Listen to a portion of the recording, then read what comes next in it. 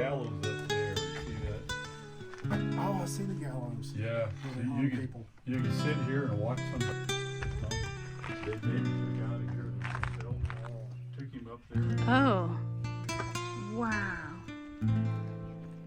I don't know if the camera will pick that up. Oh. That's as far as it goes.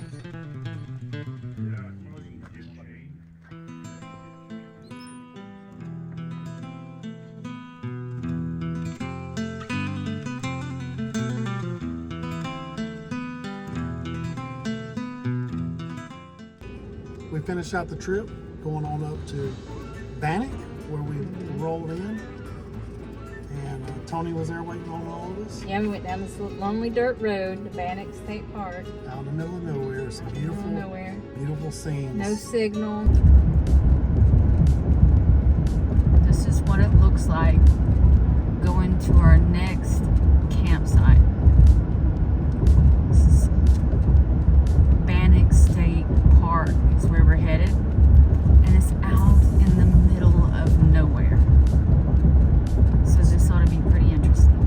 It's literally labeled a ghost town. Yes. There's nothing. A power station. And nothing.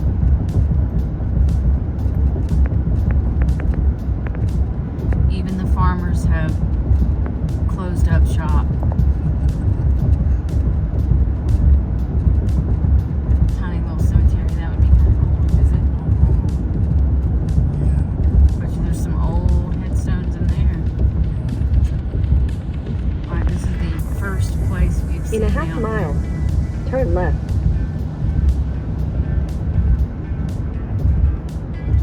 Half a mile, turn left. I have no idea. Alright, baby. We're at the Bannack State Park next left. Oh my goodness. Turn left. Okay. Oh, thank goodness it's a paved road. Oh. No. Only got 1 mile down It's the road. gravel. It's only less than a mile. 3/4 mile.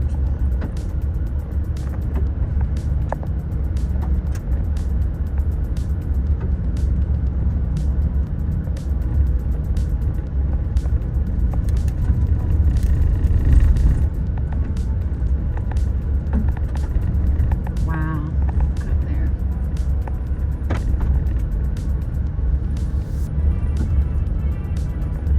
Okay. Entering Bannack State Park at your own risk. That's what it should read. That's our friends up there in front of us. Rue, his wife, Yumi, and their 2 kids. Speed limit 15 miles an hour, really? Could you go any faster than that? I don't think so. There's a little creek right here. Can't see it though. Okay.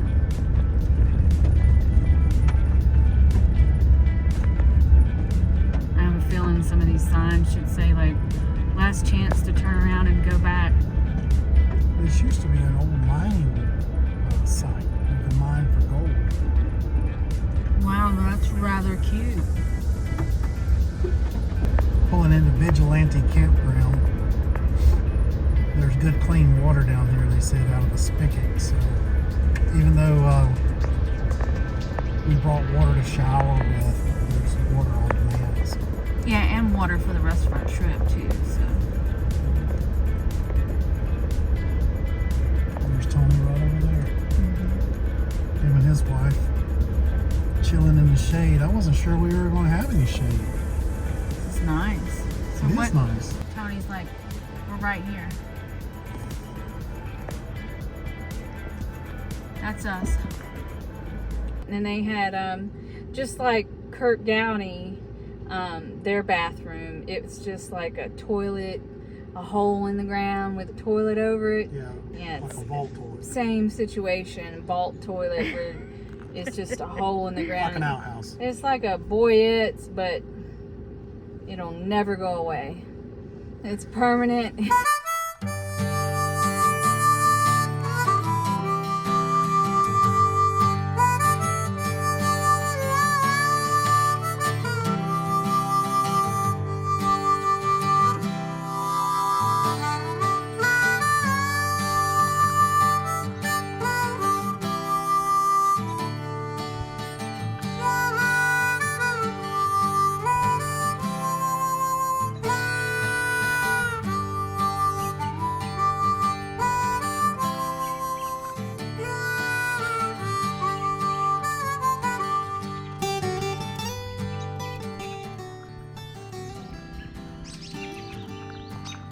There's our rig, our setup. Randall's putting the solar panels back in. Setting off the truck alarm. He's got in his pocket. There's Jerry. There's his rig. Massive manly rig. Yep. And this is Cora. This is their sweet female pup. Cora. Yep. And Cora has a brother named Jack. Yep. So let's see.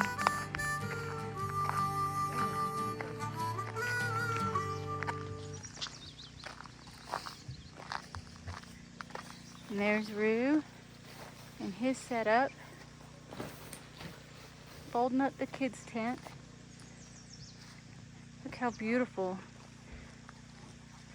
We all stayed down here on the water. There's this guy again. Yep, there's Tony. And check out his rig. That's how all this got started. Kinda, sorta. Yeah. It's beautiful. Hey, Stephanie. Oh, it's one of those. Yeah. Yep. Look at the water. It's beautiful. So this is how you do it. This is roughing it, people. Yeah. This is the life. And turn around and show you how close everybody is to the water. We got up this morning and saw a deer eating. We thought we were out in the middle of nowhere, and we were getting everything set up, and all of a sudden here comes a UPS truck. Yeah, down And I this was lonely like, dirt road. There's nothing that will spoil the feeling of remoteness when you have a UPS, Like a UPS truck coming down this dirt road. Yeah. They were delivering at the ghost town that was there. Yeah, that's right. So we hung out that evening with Tony. And Rue and Jerry, we all hung out. We all hung out, kind of getting to know Tony a little bit, and Tony getting to know us a little bit, catching up on some stories. And don't forget his wife. Wasn't just Tony. Stephanie, yeah. And so that was a wonderful time. Yeah. We woke up the next morning, there were deer there also. Yeah, And they didn't care that we were there. that's right. It was really cool. There was like a little creek that ran all the way through. It was really pretty. And it happens to be the creek that Bannack, back in the old Wild West days, they mined that creek for gold. There was a big gold rush right there. Yeah. And Such a so- cool little ghost town that we went and saw. Yeah, and Tony's like, yeah, tomorrow we'll go up and check out the ghost town. And I was like, what ghost town? He goes, there's a ghost town right there. I was like, well, I saw a building. I didn't realize there was a whole town right there. But man, I was blown away. Like, Yeah. it was a Wild West movie Yeah. that everybody had just left. And Got up and left. And all the buildings are still there, still in good shape. Even the furniture, like I went in this one house and it had everything. I mean, it had everything. Ironing board. I mean, there was like, everything was left in the kitchen and in the living room and in the bedroom. There's even clothes hanging. It was really super cool.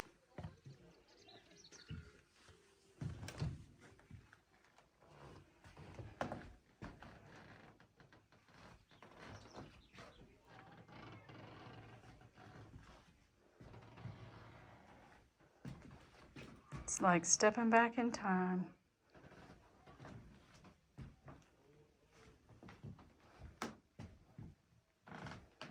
Stove in the middle of the room.